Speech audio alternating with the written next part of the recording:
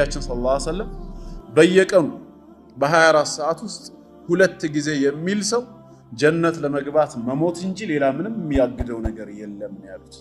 በየቀኑ 2 ጊዜ ለማለት ደግሞ ከ1 ደቂቃ በላይ አይረዝም። 30 ሰከንድ ቢፈጅ ነው። ጠዋት 1 ጊዜ፣ ማታ 1 ጊዜ ክኒን አድርገን ብንወስደው የጀነት ክኒን ሐኪም ያዘዘልህ ክኒን እንኳን አይቀርም።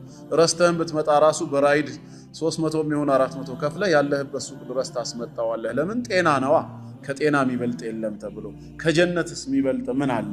እንደ ክኒን ቆጥሮ ሳንቲም የማያወጣበት ጉልበት የማይፈጅበት የተራዘመ ወቅት የማይፈልግበት ስፔሻል የሆነ ቋንቋ ልዩ ጥበብ የማይጠይቅበት ጥፋተኝነትን ማመን ብቻ በ30 ሰከንድ የሚፈጸም የጀነት ታብሌት ይባላል። ቁል ያ ዒባዲየ አለዚነ አስረፉ ዐላ አንፉሲሂም ላ ተቅነጡ ሚን ረሕመቲላህ ከኔ እዝነት መቼም ተስፋ እንዳትቆርጡ ነው የሚለው።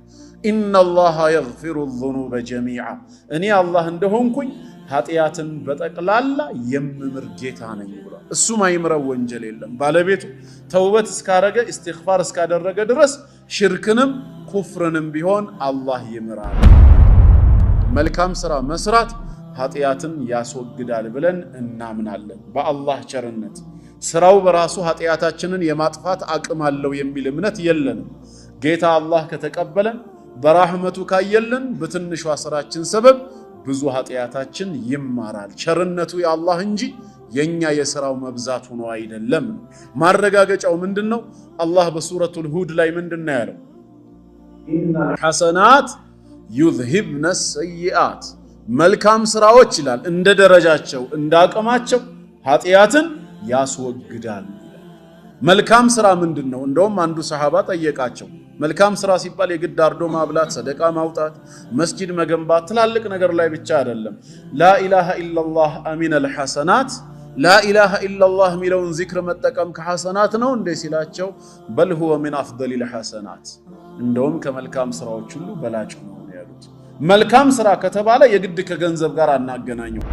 ለዚህ ነው ትልቁ ሐዲስ ሰይዱል ኢስቲግፋር ተብሎ የሚጠራው ላይ ይሄ ሐዲስ የተጠቀሰው። ነብያችን ሰለላሁ ዐለይሂ ወሰለም በየቀኑ በ24 ሰዓት ውስጥ 2 ጊዜ የሚል ሰው ጀነት ለመግባት መሞት እንጂ ሌላ ምንም የሚያግደው ነገር የለም ያሉት። በየቀኑ 2 ጊዜ ለማለት ደግሞ ከ1 ደቂቃ በላይ አይረዝም። 30 ሰከንድ ቢፈጅ ነው። ጠዋት 1 ጊዜ፣ ማታ 1 ጊዜ ክኒን አድርገን ብንወስደው የጀነት ክኒን ሐኪም ያዘዘልህ ክኒን እንኳን አይቀርም። ረስተህን ብትመጣ ራሱ በራይድ 300 የሚሆን 400 ከፍለ ያለህበት ሱቅ ድረስ ታስመጣዋለህ። ለምን? ጤና ነዋ። ከጤና የሚበልጥ የለም ተብሎ ከጀነትስ የሚበልጥ ምን አለ? እንደ ክኒን ቆጥሮ ሳንቲም የማያወጣበት ጉልበት የማይፈጅበት የተራዘመ ወቅት የማይፈልግበት ስፔሻል የሆነ ቋንቋ ልዩ ጥበብ የማይጠይቅበት ጥፋተኝነትን ማመን ብቻ በ30 ሰከንድ የሚፈጸም የጀነት ታብሌት ይባላል። አላሁመ አንተ ረቢ ላ ኢላሃ ኢላ አንት ኸለቅተኒ ወአና ዐብዱክ ወአና ዐላ ዐህዲከ ወወዕዲከ መስተጣዕቱ አዑዙ ቢከ ሚን ሸሪ ማ ሰነዕቱ አቡኡ ለከ ቢኒዕመቲከ ዐለየ ወአቡኡ ቢዘንቢ ፈግፊር ሊ ፈኢነሁ ላ የግፊሩ ዙኑበ ኢላ አንት። አላሁመ አንተ ረቢ አምላኬ አላህ ሆይ አንተ የኔ ጌታ ነህ። ኸለቅተኒ አንተ እኔን ፈጥረኸኛል።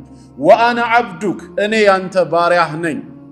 ወአና ዐላ ዐህዲክ እንደ በአደም ጀርባ ላይ ያለሁኝ ወደፊት ወደ ምድረ ዓለም ስመጣ እንድፈጽም የማዘዝከኝን ነገር ለመፈጸም ቃል ኪዳንህን እየጠበቅኩ ነው። ወዋዕዲክ እንዲሁም ያንተን የተስፋ ቃል ኪዳን ትእዛዝን ፈጽሜ ከሆነ ጀነትን እሰጥሃለሁ ብለህ ቃል የገባህልኝንም ተስፋ አደርጋለሁ። መስተጣዕቱ የቻልኩትን ያክል አዑዙ ቢከ ሚን ሸሪ ማ ሰነዕቱ እኔ ከሰራኋቸው መጥፎ ነገሮች ሁሉ ያንተ ቁጣና ቅጣት ወደኔ እንዳይመጣ በነዛ ሰበብ ባንተ እጠበቃለሁ።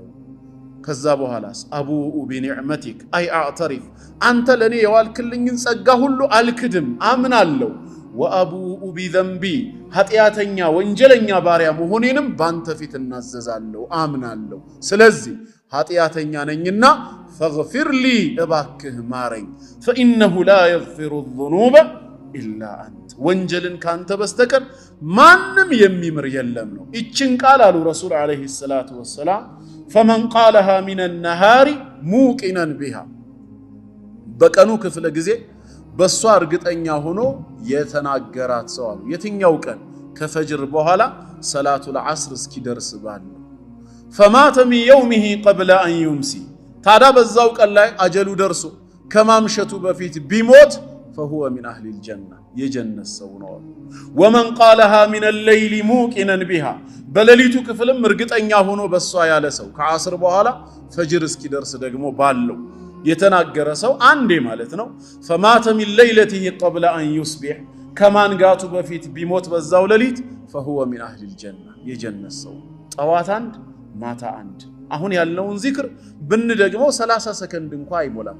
ዝም ብለን 30 ሰከንድ እንኳ ብናደርገው 2 ጊዜ ለማለት 1 ደቂቃ ነው የሚፈጀው።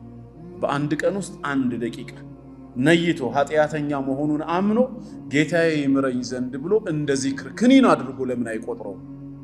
አላህ ይወፍቀን፣ የተግባር ሰው ያደርገን።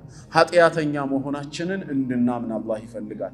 ወርሰን ሳይሆን ራሳችን በግብር በቸልተኝነታችን የፈጸምነው ጥፋት አለብን። ያን እንዲምረን ወደ አላህ ተውበት እናድርግ። ቁል ያ ዒባዲየ አለዚነ አስረፉ ዐላ አንፉሲሂም ላ ተቅነጡ ሚን ረሕመቲላህ ከኔ እዝነት መቼም ተስፋ እንዳትቆርጡ ነው የሚለው። ኢነላሃ የግፊሩ ዙኑበ ጀሚዓ እኔ አላህ እንደሆንኩኝ ኃጢአትን በጠቅላላ የምምር ጌታ ነኝ ብሏል። እሱ ማይምረው ወንጀል የለም። ባለቤቱ ተውበት እስካረገ ኢስቲግፋር እስካደረገ ድረስ ሽርክንም ኩፍርንም ቢሆን አላህ ይምራል። ይሄ አንዱና ዋነኛው ነው። በዚህ ዙሪያ የተነገሩ ብዙ ቁርአናዊ አንቀጾች፣ ብዙ ሐዲሶች አሉ። ግን ሰዓቱ አይበቃንም። ማዕናው ግን ግልጽ ነው ተላልፏልና አንደኛው የስርየት መንገድ ይሄ ነው ኢስላም የሚያስተምረው። የከፈረም ሰው ተውበት አድርጎ በሸሃደተይን ከተመለሰ ሙሉ ኃጢአቱ እንደሚሰረዝ ግልጽ ነው። ሁለተኛውስ በኢስላም ከተውበት በተጨማሪ ሌሎች ኃጢአቶቻችን እንዲሰረዙ ኢስላም ምን ያበጀው መልካም ነገር ምን አለ ሲባል በኸይር ስራ ላይ መሳተፍ፣ መልካም ስራ መስራት ኃጢአትን ያስወግዳል ብለን እናምናለን። በአላህ ቸርነት ስራው በራሱ ኃጢአታችንን የማጥፋት አቅም አለው የሚል እምነት የለንም። ጌታ አላህ ከተቀበለን በራህመቱ ካየለን በትንሿ ስራችን ሰበብ ብዙ ኃጢአታችን ይማራል። ቸርነቱ የአላህ እንጂ የኛ የሥራው መብዛት ሆኖ አይደለም ነው። ማረጋገጫው ምንድነው? አላህ በሱረቱል ሁድ ላይ ምንድነው ያለው?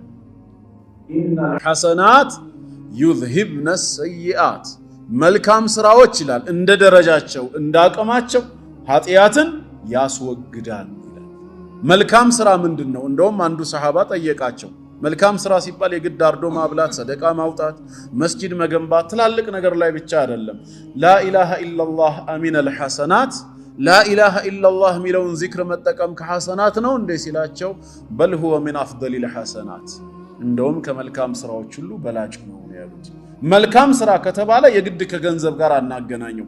ከዚክርም ከዱዓም በመልካም ማዘዝ በመጥፎ መከልከል ከመሳሰሉት ተግባራቶች አላህ የሚወደው ይሁን እንጂ ስራው መልካም እስከሆነ ድረስ በዛ ስራ ልክ ኃጢአት ምን ይሆናል? ይወገዳል። ረሱል ዓለይሂ ሰላቱ ወሰላም በሐዲሳቸው ኢተቂላህ ሐይሱማ ኩንት የትም ስፍራ ሆነህ ጌታ ያዘዘህን በመታዘዝ የከለከለህን በመከልከል አላህን ፍራ፣ ተጠንቀቅ። ወአትቢኢ ሰይአት አልሐሰና መጥፎ በሰራህ ጊዜ በምትኩ መልካምን አስከትል፣ ተምሑሃ ያብስልሃልና ያ መልካም ስራ።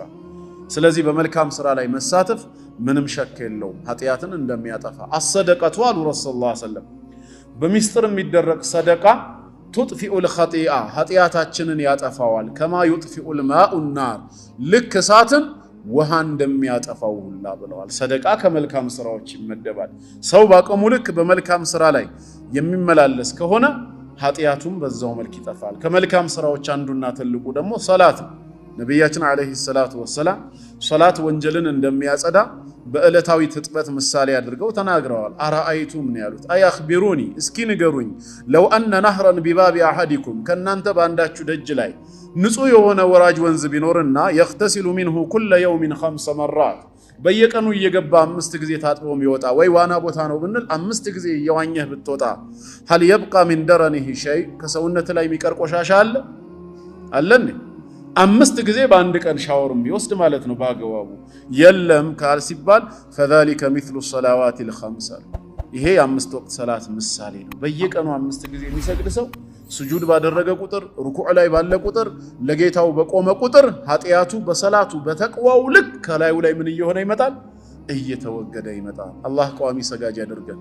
ስለዚህ መልካም ስራ ምንም ሸክ የለውም። በኢስላም ብዙ መጥቀስ ይቻላል፣ ጾምም ሐጅም ብዙ ነገር። ግን አሁን ጀነራሊ እንዲገባን አንድ ተውበት ነው፣ ሁለት መልካም ስራ ነው የሚለው ነው። ሶስተኛስ እሺ ከተውበትና ከመልካም ስራ በኋላ ሌላስ ምን ኃጢያታችንን ሊያጠፋ የሚችል ነገር አለ ሲባል አስሰብሩ ዐለል ሙሲበቲ፣ በሚደርስብን ሙሲባ በሚደርስብን መከራና እንግልት ሰብር ካደረስን ምድራዊ እንግልቶች ራሳቸው ኃጢያታችንን ያጠፋሉ። ጌታ አላህ እኛ በመቸገራችን በመጨነቃችን በማሰባችን ወይ ስላመመን ወይንም ደግሞ ድካም ስለተሰማን የሚደሰት ጌታ አይደለም። እነዚህ ነገሮች እንዲመጡ ግን ለምን ፈቀደ? ሊፈትነን ፈልጓል። እሺ ብላችሁ ከታገሳችሁ በዚህ ኃጢያታችሁ ሰበብ ነገ ትልቁን ቅጣት ከምቀጣችሁ በዚች በትንሿ ሰብር እዚሁ ባስወግድላችሁ ይሻላል። ሊታረቀን ስለፈለገ ነው። ህይወት መቼም ፈተና ነው። አለዚ ኸለቀል መውተ ወልሐያተ ሊየብሉወኩም አዩኩም አሕሰኑ ዐመላ። የትኛው ስራችን ይበልጥ ያማረ መሆኑን በተግባር ሊፈትነን ነው ጌታ አላህ ሞትና ህይወትን የፈጠረው። ፈተና ሲባል ደግሞ በኸይርም በሸርም ነው። ወነብሉኩም ቢልኸይሪ ወሸሪ ፊትና ብሏል። አላህ በመልካሙም ይፈትናል። ይሄኛውን ሀብታም ሌላኛውን ድሃ፣ ይሄኛውን ጤነኛ ሌላኛውን በሽተኛ፣ ይሄኛውን ሰላም አየር ያለበት ቦታ ላይ ሰላም እንዲያገኝ ያኛው በጦርነት በታመሰ ቦታ እንዲኖር ይፈትናቸዋል። ከዛስ አንተ በተሰጠ ኒዕማ ታመሰግናለህ ወይስ ትክዳለህ? አንተስ በደረሰብህ ሙሲባ ሰብር ታደርጋለህ ወይስ ታማርራለህ? ሁለቱም እየተፈተኑ ነው። ስለዚህ የሚደርስብን ሙሲባዎች ሁሉ ውሳኔው ከላይ መሆኑን አምነን ሰብር ካደረግን ኃጢያታችን ይወገዳል። ማንኛውም ሙሲባ ሊያገኘን አይችልም ቀድሞ የተጻፈ ቢሆን እንጂ። ማ አሳበ ሚን ሙሲበትን ፊል አርድ ወላ ፊ አንፉሲኩም ኢላ ፊ ኪታብ። በምድር ላይም ይሁን በነፍሶቻችሁ ምንም አይነት ሙሲባ ከተፈጠራችሁ ጊዜ ጀምሮ ማለት ነው ምንም አይነት ሙሲባ ገጥሟችሁ ነክቷችሁ አያውቅም። ያ የነካችሁ ሙሲባ ኢላ ፊ ኪታቢን ቀድሞ በለውሐል መሕፉዝ ላይ የተጻፈ ቢሆን እንጂ አለ። እዛ ያልተጻፈ እዛ ያልተወሰነ ወደዚህ ዓለም የገባ ምንም እንግዳ ነገር የለም። ያገኘንም ነገር በጠቅላላ ቀድሞ ምን የሆነ ነበር? የተጻፈ ነው። ድልም ቢሆን እንደዛው ነው። ቁል ለን ዩሲበና ምንም አይነት ድል ሊያገኘን ሊገጥመን አይችልም ብለህ ተናገር። ኢላ ማ ከተበ አላሁ ለና አላህ የናንተ ነው ብሎ የጻፈልን ካልሆነ በቀር ድሉም እንደዛው ነው ማለት ነው። ስለዚህ የሚደርስብንን ሙሲባ ላይ ሰብር እናድርግ። ረሱል ዓለይሂ ሰላቱ ወሰላም ማ ዩሲቡል ሙስሊሙ ሚን ነሰቢን ወላ ወሰቢን ያሉት አንድን ሙስሊም ድካም የሚባል ነገር አያገኘውም፣ ህመም በሽታም እንደዚሁ አይደርስበትም አሉ። ወላ ሀምን ወላ ገም ሐሳብ ጭንቀት ወላ ሑዝን ትካዜ የሚባል ነገርም አይደርስበትም ሙስሊምን ሐታ ሸውከቱ ለቲ ዩሻኩ ቢሃ ሌላው ይቅርና በእግሩ የምትገባ የሆነች እሾክ እንኳን አትወጋውም እሱን። እነዚህ ሁሉ ሲደርሱበት ሰብር ካደረገ ኢላ ከፈረ አላሁ ቢሃ ኸጣያ ኃጢያቱን አላህ በዛ ሰበብ ሊምረው ቢፈልግ እንጂ የሰራው ወንጀል ነገ በአኺራ ትልቅ ዋጋ ሊያስከፍለው የሚችል ነበር። አላህ ግን በዚህ ሰብር አድርግና በቀላሉ ልገላገልህ እያለ ነው። አላህ ደግሞ አንድ ባሪያው ኢማኑና መልካም ስራው በሰፋ በጠነከረ ቁጥር ፈተናውንም እየጨመረበት ነው የሚመጣው። በሌላ ሐዲስ እንደተነገረው ምን እስኪሆን ድረስ ሙሉ በሙሉ ከኃጢያት እስኪያጸዳውና ኃጢያት የሌለበት ሰው ሆኖ በምድር ላይ እስኪራመድ ድረስ አሉ። ለካ እነዛ ፈተናዎች ሙሲባዎቹ አላህ ለኛ አስቦ ለራሳችን ያደረገው እንጂ እኛን በመቅጣት በማሰቃየት የሚደሰት ጌታ ሆኖ አይደለም። ይቅርብን ሙሲባው ድሎቱ ይሻለናል ካልን ላጠፋነው ጥፋትስ ነገ የውሙል ቂያማ ዋጋ መክፈል እንችላለን? እዛ ደግሞ ከጀሃነም እሳት ውጪ ሌላ የለማ። ወይ ትክክለኛ ተውበት አድርጉ ኢስቲግፋር አድርጉ ልማራችሁ አለን። ተውበትና ኢስቲግፋርን ዘነጋን። መልካም ስራ ስሩ ተባል፣ ስራችን አነሰ አልበዛም፣ ኃጢያታችን በዛ። እሺ በሙሲባ በኩል ልታረቃችሁ ሲለን መከራ ሙሲባ አንፈልግም ድሎት ይሻለናል አለን። ጥፋታችንስ እሺ ወንጀላችንስ ይሄንን ሙሲባ ማምጣቱ በራሱ ለኛ ስላዘነልን እንጂ ሐቂቃ በእኛ መቸገር በእኛ መሰቃየት የሚደሰት ጌታ ሆኖ አይደለም። እንዲህ አይነት ጌታማ ከሆነ ለምን የጸጋውን ሀገር ጀነትን አዘጋጀው ታዲያ? ለምን እዛ መከራ ሙሲባ እንዲደርስ ለምን አልፈቀደ? ስለዚህ እዚህ ምድር ላይ የሚመጡ ሙሲባዎች ለኸይር ናቸው።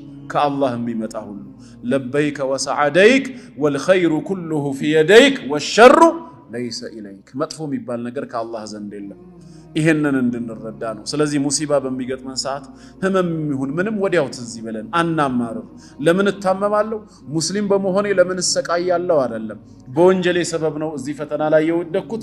ሰብር ካረኩኝና ወደ ኢስቲግፋር ከተመለስኩኝ ጌታዬ ሊምረኝ ነው በማለት ትዕግስትና ምህረትን ማድረግ ነው የሚገባን። ይሄም ሶስተኛው ኃጢአታችን በኢስላም የሚወገድበት ተግባር ነው። ከኔ ጋር ናችሁ ወንድሞች?